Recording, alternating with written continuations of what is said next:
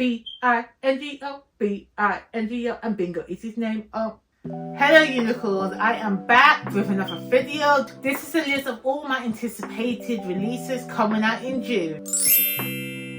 Now, I'm not gonna lie, I'm not gonna come here and lie to you and deceive you, but June has got some gems. So first off, let's start off with Moonstorm by Yoon Harley. This is coming out on June 4th and it's a YA sci-fi book. Now, this is my issue with YA books. Their description is appealing. Their description intrigue me. I want to read it. I'm liking the story that you're saying you're going to tell. But then when I start reading a YA book, I'm hating the writing. I'm hating the way the story is developing, and I end up DNFing. So even though this is a YA anticipated release, I don't think I'm going to enjoy it. Just solely because it's YA, and all the YA releases that came out this year that I have read, I have not enjoyed. But that's neither here nor there. Let me tell you what this book is about. This book is basically about a teenage girl who is trying to conform to society. I believe it's probably a patriarchal society, obviously. And she starts training to become an Imperial pilot.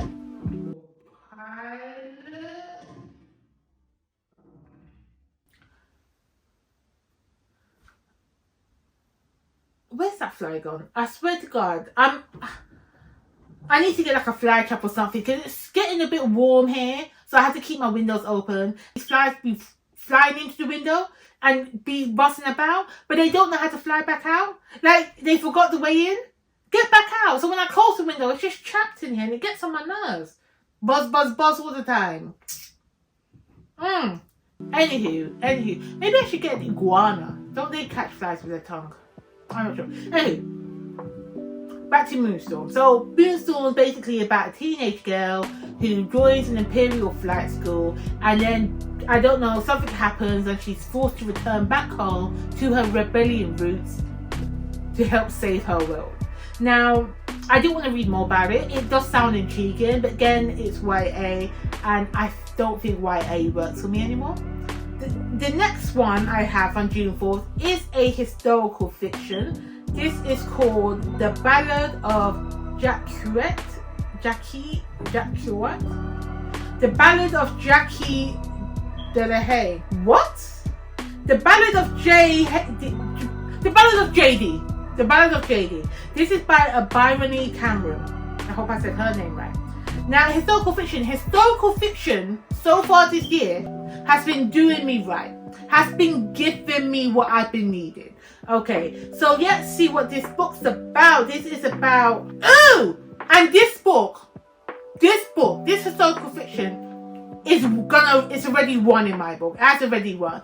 Let me tell you what this book is about. This is based on true events. This is about a woman of colours rise to power as one of the few female captains to sail across the Caribbean in the golden age of piracy. Oh, I already love it. It can't be fantasy, so it's gonna be real history. I don't know. And I can't believe I never heard of this pirate captain. I'm stacking, and I'm meant to be a pirate fan.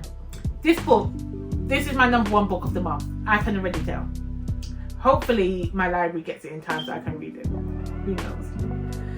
The next book we have on my list is Mirrored Heavens by Rebecca Roner. And this is the 3rd book in her series Between Earth and Sky. Now, I read Black Sun when it came out. I love Black Sun. The prologue alone gets you, and then it continues being great throughout the rest of the book. Okay? So that was great. I haven't read Fever Storm, but I've heard terrible things about it. So I didn't want to read it and hate it and not finish the series. So I'm waiting for Mirrored Heavens to come out, the 3rd and final book in this trilogy, and I'm going to binge them all at once, all together.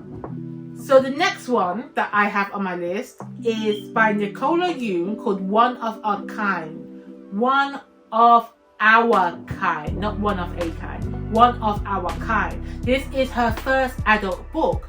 Now, I'm really interested to read this only because she used to write YA. She did Everything's Everywhere. No, not Everything Everywhere all at once. That's completely different. She did Everything Everywhere or Everywhere Everywhere. And then she did The Fault in Our Stars. Now, I didn't read the books because, you know, I was outside the YA reading, especially contemporary. I didn't want to read it. But I did watch the adaptation and I appreciated it. I enjoyed the adaptation. Now, this is her first adult novel and it's a thriller mystery. And I'm in my thriller mystery bag this year. So it should be good. Now, it says The Stepford Wife meets Get Out. I like The Stepford Wife. I like Get Out. So 2 + 2 is 4. I should like this book. So it says the husband and wife move their family into a black utopia of Liberty, California, but things don't go so well. The wife expected to find liberals and social justice activists striving for racial equality, but Liberty residents seem more focused on booking spa treatment and ignoring the real troubles. So just reading that is kind of okay. First of all, why are you being stush? Okay, if the wives want to go on spa breaks and live their best life and they don't want to fight the world's problems, allow them to. I haven't read the book yet, so I don't know what exactly goes on, but I am going to read it. It is intriguing. So on June 16th, we have a book called The West Passage. This is by Jared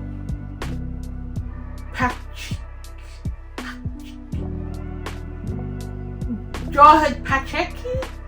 I don't know.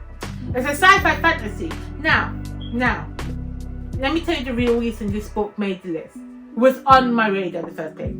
I saw the name Jared and I thought it was Jared Palensky. I thought it was Dean, or is it Sam? Sam from Supernatural. And I thought Sam from Supernatural got a book out. Oh, I'm gonna read it. I have to read it. It's Sam from Supernatural.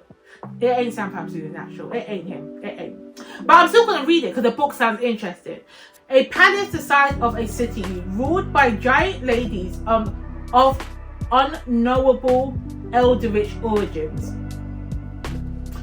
Eldritch origins. I know what that is, but just now I can't think of what that is. But anyway, a land left to soul decay, drowning in the debris of generations. All this and more awaits you within the West Passage, a delightful, mysterious, and intriguingly weird medieval fantasy unlike anything you ever read before. Now, that's a strong claim, unlike anything I've ever read before. I've read a lot of things. But I am participating in All Fantasy Bingo 2024. And one of the prompts is to read a book of Eldritch Origin. And this book has Eldritch Origin in it. So I have to read it because it's going to tick one of those boxes. So, and I want to get Bingo. B-I-N-G-O, B-I-N-G-O, and Bingo is his name. Oh. Anyway, so that's The West Passage. I'm going to read it. The next book we have on our list is Of Jade and Dragons by Amber Shen. This is a sci-fi fantasy and I'm just assuming it's Asian inspired because of Jade and Dragons. Is that a bit racist? Who knows? Now, I have just read a book called Dragon Class, and in that book, the main dragon that's bonded with the girl is a jade dragon. So I automatically assume this is the prequel or connected to that story. Didn't even do my research, didn't even look at the author's name and realise it's a completely different book. So now that I've looked into what this book is about, I'm intrigued. So in this book, we follow a girl who has seen her father get murdered and wants to find out who killed him. So we have a bit of murder mystery going on. So she enters into a engineering school and she has to disguise herself up to look like a boy to get in. We've heard this story before. We've heard it. This is a Mulan story. And if I know one thing about me, you know I love a Mulan story. I'm at that point where are we really still writing fantasies based on a patriarchy world? Based on our patriarchal world. Like, we're writing fantasy. We don't need to say that women are discriminated against. You know? They could be what they want. But yeah, I'm still going to read it. Because the title has dragons in it. What more can you want from me? And we're talking about a murder mystery. And I don't think it's YA, so hopefully I would enjoy it more. The next book we have on our list is Little Riot. Or is it Little Rock? Did I spell this wrong? I think it's Little Rock by Ekweke Messi. Now, Ekweke, I can't say I have unliked any of her books.